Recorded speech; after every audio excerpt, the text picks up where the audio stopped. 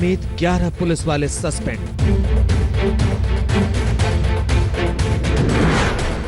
कानपुर में गैंगस्टर विकास दुबे के साथ पुलिस की मिलीभगत, थाना प्रभारी निलंबित।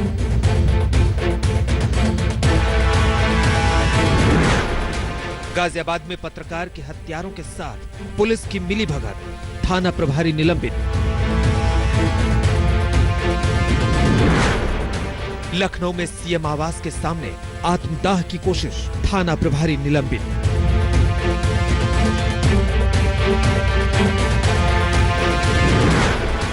लखीमपुर खीरी में बजरंग दल कार्यकर्ता को गोली मारी, अभी तक कोई सुराग नहीं। हर रोज हो रहा है यूपी में बवाल, हर रोज उठ रहे हैं खाकी पर सवाल।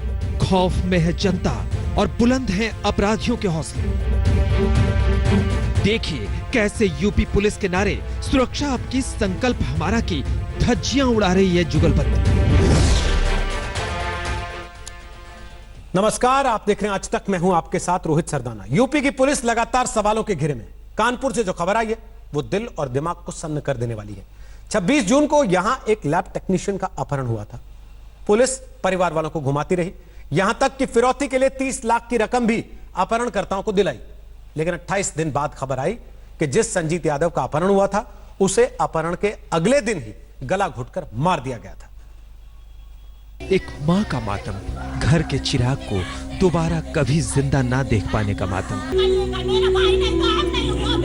आंसू और आक्रोश एक पिता का, जिस बच्चे को उंगली पकड़कर चलना सिखाया, उसकी लाश तक को ना देख पाने की लाचारी। पुलिस की लापरवाही ने इनके लाल को खा लिया। एक भोला भाला लैब टेक्नीशियन जिसका नाम इस परिवार ने बड़े प्यार से संजीत रखा था, वो अब तस्वीरों में ही दिखेगा। 26 जून को हुआ था संजीत का अपहरण। 24 जुलाई को पुलिस ने इस परिवार को बताया कि अब जिंदा नहीं है संजीत। पुलिस के सामने 30 लाख की फिरौती देने के बाद भी नहीं बचा इस परिवार का लाल। इस परिवार की व्यथा देखकर और सुनकर आपका कलेजा पसीज जाएगा। आपको अपने पैरों के नीचे से जमीन खिसकती लगेगी। लेकिन उससे पहले आपको बताते चले कि इस परिवार के लाल के जाने से सुना है लाल पीले हैं प्रदेश के भयमुक्त, आतंक मुक्त, गुंडागर्दी से मुक्त करने का ख्वाब दिखाने वाले मुख्यमंत्री योगी आदित्यनाथ। उनकी नाक के नीचे उत्तर प्रदेश की पुलिस, जो कलंक का दूसरा नाम बन गई है, किसी की सुनती नहीं है। योगी जी एक्शन में आए हैं, कार्रवाइयां हुई। IPS Aparna Gupta, DSP Manoj Kumar Gupta, inspector Ranjit Rai, 2 दारोगा राजेश और योगेंद्र प्रताप सिंह के अलावा 6 सिपाही अवधेश, दिशु भारती, विनोद कुमार, सौरभ पांडे, मनीष और शिव प्रसाद को लापरवाही बरतने के आरोप में सस्पेंड कर दिया है। आई है मानो पहाड़ तोड़ा है। 5 आरोपियों को गिरफ्तार किया है। संजीत की हत्या के बाद पुलिस को पता चला है कि अपहरण में उनके दोस्त शामिल थे। कानपुर के इस अपहरण गैंग में 2 महिलाएं भी थीं। जब इस व्यक्ति की हत्या कर दी गई, उसके पश्चात 29 तारीख को पहली बार इन लोगों ने इनके परिजनों से फिरौती की मांग की। अभी वर्तमान में जिस जगह पर इन लोगों ने डेड बॉडी को फेंकना बताया है, वहाँ पर हमारी फ्लड कंपनी पीएसी की लगी भी है, गोताखोर लगे हुए हैं और ये प्रयास कर रहे हैं कि उस डेड बॉडी को हम लोग। इस हत्याकांड की पूरी व्यथा विस्तार से बताते हैं। 26 जून को कानपुर के बर्रा से एक खबर आती है। खबर की लैब टेक्नीशियन संजीत का अपहरण हुआ है। अपहरणकर्ताओं ने संजीत को छोड़ने के बदले 30 लाख की फिरौती मांगी। पुलिस वालों ने परिवार को कहा कि 30 लाख रुपए का इंतजाम करो।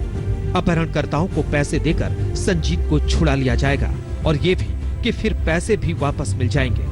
पुलिस वालों पर एतबार कर इस परिवार ने अपना बहुत कुछ बेच डाला, जमीन से लेकर जेवर तक। अपहरणकर्ताओं ने एक पुल के नीचे पैसे से भरा बैग फेंकने को कहा था। हुआ भी वैसा ही। संजीत के पिता ने पुलिस वालों के सामने ही वो बैग फेंक दिया। 29 तारीख को मेरे भाई की फिरौती की कॉल आई थी। लगातार वो 29 तारीख से कॉल कर रहा था। 13 तारीख को फिरौती का पैसा दिया गया था, 30 लाख रुपए। पुलिस ने व्यवस्था करने के लिए बोला हुआ था। उन्हीं की वजह से व्यवस्था किया था कि वैसे नहीं पकड़ पा रहे हैं तो फिरौती के जरिए पकड़ लेंगे, फिर भी पुलिस नहीं पकड़ पाई। पैसा लेने के बाद कायदे से संजीत की वापसी होनी थी। पुलिस को अपहरणकर्ताओं को तुरंत गिरफ्तार करना था, मगर शायद ऐसा कुछ होना ही नहीं था, क्योंकि गिरफ्तारी के बाद अपहरणकर्ताओं ने बताया है कि पैसे उन्होंने लिए ही नहीं, और ये भी कि अपहरण के अगले ही दिन यानी 27 जून को संजीत की गला घोटकर हत्या कर दी गई थी और लाश को नहर में बहा दिया गया था, क्योंकि संजीत अपहरणकर्ताओं के चंगुल से भागने की कोशिश कर रहा था। मारा नशे में लेके मारा उसको, नशा करके नहीं मारा। जब ये छूट के भाग गया था, गेट के पास तक पहुंच गया जहाँ रूम रह रहे थे, ओके गेट के पास तक पहुंच गया, फिर ये गैरेज वहां से लेके आया, कमरे बंद किया, उसको खाने के लिए सेब दिया। जब उसको खाने के लिए सेब दिया, इसने एक आधा सेब काटा, आधा सेब जमीन में दिया, आधा अपने हाथ में रखा था, फिर इसने हाथ काट लिया, दोनों करके चाकू में हाथ काट लिया और इन्होंने सर पटक दिया करके, सर पटका तो ये थोड़ा फट गया। ये पुलिस की अव्वल दर्जे की नाकामी थी, या फिर सही मायनों में कहें तो बहुत बड़ी साजिश। ये परिवार 26 जून से ही लगातार थाने के चक्कर लगाता रहा, जबकि अगले ही दिन संजीत का वजूद मिट चुका था। तकरीबन 1 महीने बाद आई भी तो उसके मरने की खबर, लाश तक नहीं। जब भाई ही नहीं आ रहा है तो हम लोग जी के क्या करेंगे? अब हम लोग भी आत्मदाह करेंगे। शिवेंद्र श्रीवास्तव, कानपुर, आज तक। इस वारदात ने पुलिस और उसके कामकाज पर बहुत बड़ा सवाल छोड़ा। मुख्यमंत्री की तल्खी के बाद 11 पुलिस वाले सस्पेंड करके डिपार्टमेंट ने दाग मिटाने की कोशिश की है, लेकिन संजीत का परिवार चाहता है कि गुनहगार पुलिस वालों को जेल हो और कातिलों को फांसी। संजीत की बहन की बातें मुख्यमंत्री की भी आंखें खोल सकती हैं। हम पुलिस प्रशासन से यही गुहार लगा रहे हैं कि जिंदा तो नहीं ला सके, कम से कम मेरे भाई की बॉडी तो ला के दे दो। एक बार अपने भाई को देख तो ले, उसके राखी तो बांध दे। इतनी बड़ी विपत्ति किसी बहन पर पड़ नहीं सकती कि रक्षाबंधन से ठीक पहले उसके भाई की हत्या की खबर मिले, लेकिन इसी बहन को यही भ्रष्ट, लापरवाह और बेपरवाह पुलिस वाले शुरू में अपहरण का मास्टरमाइंड तक कह रहे थे। निकम्मे पुलिस वालों ने इसे इस हद तक अपने मकड़ जाल में दबोच लिया था कि इस बहन को सबसे पहले अपनी बेगुनाही का सबूत देना पड़ा। पुलिस तो खलनायिका बना डालना चाहती थी। शुक्र है कि रुचि की मर्यादा बची, लेकिन नहीं बचा कोई जेवर। भाई की जान तो गई ही गई। सवाल है वो 30 लाख गए कहां? रुचि कहती है पुलिस वाले डकार गए। पुलिस थी, पैसे ऊपर से फेंके गए। क्या हमारे पापा जी ऊपर से कूद के पैसे लेके फिर से आ गए थे क्या ऊपर? वहाँ पे पुलिस थी ना, किडनैपर थे। किडनैपर ने नहीं लिए तो पुलिस ने लिए थे। लिए तो उन्हीं के आदमी ने ना, किसी ने। हमारा तो वहाँ कोई और नहीं था ना, थे तो मेरे पापा ही। आज पुलिस प्रशासन मेरे ऊपर ऑब्जेक्शन लगा रही है। अगर पुलिस वाले पैसे को हजम नहीं कर गए तो कहां गया? क्या जमीन निकल गई? क्या आसमान उड़ा ले गया? शर्म हया बेच चुका पुलिस प्रशासन कहता है कि कोई पैसे से भरा बैग दिया ही नहीं गया। ये गलत बातें हैं। पुलिस के सामने अगर पैसा दिया गया और अपहरण वाला नहीं आ पाया, ये बहुत ही खेद का विषय है। ऐसा प्रैक्टिकली इम्पॉसिबल है और ये सरासर गलत आरोप पुलिस पे लगाए जा रहे हैं।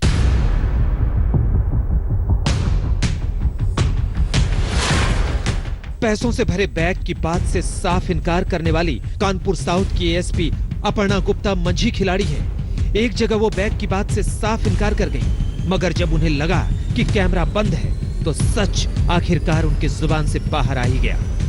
ये गलत बातें हैं। पुलिस के सामने अगर पैसा दिया गया और अपहरण वाला नहीं आ पाया, ये बहुत ही खेद का विषय है। ऐसा प्रैक्टिकली इम्पॉसिबल है और ये सरासर गलत आरोप पुलिस पे लगाए जा रहे हैं। जब बैग फेंका गया होगा तो पुलिस को गई होगी। अरे वो हाईवे से फेंका गया है। जब तक हम लोग घूम के नीचे जाएंगे उसमें 1.5-2 किलोमीटर का रास्ता है, जहाँ से आप घूम के जाओगे नहीं। किस हद तक गिर सकती है उत्तर प्रदेश की पुलिस, नजीर आपके सामने है। एडीजी बीपी चोकदंड को इस अपहरण और हत्याकांड की जांच का जिम्मा मिला है। उन्हें इसकी भी तफ्तीश करनी पड़ेगी कि वो 30 लाख गए कहां। लेकिन इस परिवार को वो रुपए नहीं, करीब करीब मुजरिमों की तरह व्यवहार करने वाले उन 11 पुलिस वालों को जेल चाहिए। और इन हत्यारों के लिए चाहिए फांसी की सजा, वो भी सरेआम सबकी आंखों के सामने। माना कि ऐसा होगा नहीं, लेकिन स्वाभाविक प्रतिक्रिया यही है, कातिल गुनाह कबूल कर भी कानूनी प्रक्रियाओं का पूरा फायदा उठाएंगे।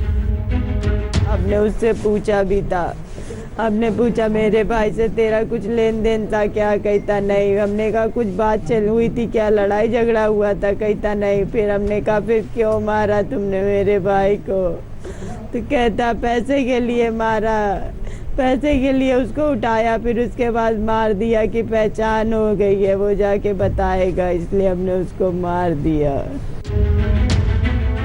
बस समय पर पुलिस ही नहीं पहचान पाई कातिलों को, निकम्मी जो ठहरी। ऐसा है उत्तर प्रदेश और ऐसी है उत्तर प्रदेश की पुलिस। कानपुर की इस किडनैपिंग में भी वही हुआ जो हमेशा होता आया है और जो हमेशा पुलिस करती आई है। एक आदमी का अपहरण होता है, उसकी शिकायत होती है, दर दर घर वाले भटकते हैं और उसके बाद नतीजा ये कि लाश ढूंढने के लिए टीमें लगी हुई हैं। अब ऐसे में सवाल ये उठता है कि क्या हर बार जांच और जो आरोपियों के खिलाफ कार्रवाई को लेकर के बात उठती है, उसके आगे भी क्या इसकी रोकथाम के लिए कुछ ऐसा होगा जिससे कि कानून तक शिकायत पहुंचाने के बाद आदमी कुछ मदद पा सके। कैमरामैन नीरज कुमार के साथ शिवेंद्र श्रीवास्तव, कानपुर आज तक। वैसे यूपी पुलिस का स्लोगन है सुरक्षा आपकी संकल्प हमारा। हर कुछ दिन में इसकी धज्जियां उड़ती हैं, हर कुछ दिन में खाकी पर दाग लगता है, हर कुछ दिन में अपराधी और पुलिस की जहरीली जुगलबंदी सामने आती है। दुर्भाग्यपूर्ण यह है कि बड़ी से बड़ी वारदात के बावजूद सुधरता कुछ नहीं, बस निलंबन के नाम पर लकीर पीट दी जाती है। जुलाई में ही इतने दाग यूपी पुलिस पर लग चुके हैं कि सफाई देने का भी कोई फायदा नहीं होता। जनता खौफ में है और यूपी में अपराधियों की हिम्मत बढ़ती जा रही है।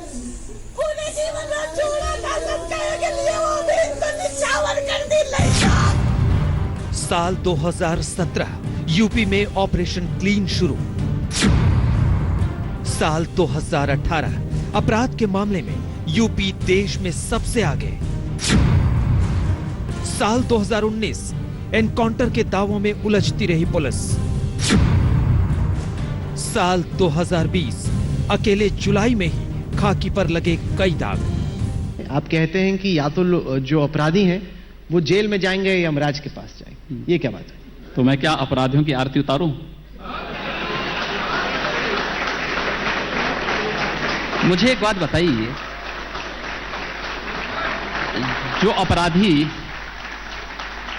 सरेआम किसी पुलिस के कर्मी को गोली मार दे रहा है, मुझे लगता है कि उसकी पूजा तो नहीं ही होनी चाहिए और किसी को भी नहीं करनी चाहिए। देखिए, जीने का अधिकार प्रत्येक व्यक्ति को है, लेकिन किसी को भी अधिकार नहीं कि दूसरे के जीने के अधिकार को छीन ले। अपराध और अपराधियों के खिलाफ सीएम के ये तेवर देखकर लगा था कि उत्तर प्रदेश जल्द ही उत्तम प्रदेश बन जाएगा, लेकिन अफसोस यूपी की पहचान अब अपराध प्रदेश के तौर पर हो रही है। बहुत पीछे ना भी जाएं तो इस साल के जुलाई महीने में ही सरकार के दावों की कई बार धज्जियां उड़ी है। शुरुआत होती है कानपुर वाले विकास दुबे से। यूपी के इस गैंगस्टर ने तो जो किया सो किया, लेकिन यूपी पुलिस की जितनी किरकिरी इस मामले में हुई वो शर्मसार करने वाली है। किसी फिल्मी कहानी की तरह राज निकलते रहे और खाकी पर दाग लगते रहे। विकास दुबे का आपराधिक साम्राज्य खड़ा करने में पुलिस अधिकारियों की मदद ने पूरे महकमे को शर्मसार कर दिया। स्थानीय पुलिस अपने ही महकमे की जासूसी कर अपराधी को खबरें पहुंचाती रही। आला पुलिस अधिकारी उसके खिलाफ शिकायतों को लगातार अनसुना करते रहे।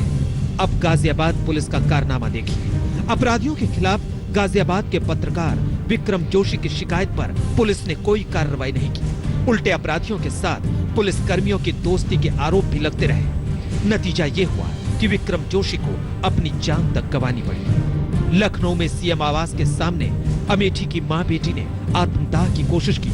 आरोप यह था कि पुलिस दबंगों के साथ मिलकर उन्हें ही परेशान कर रही है।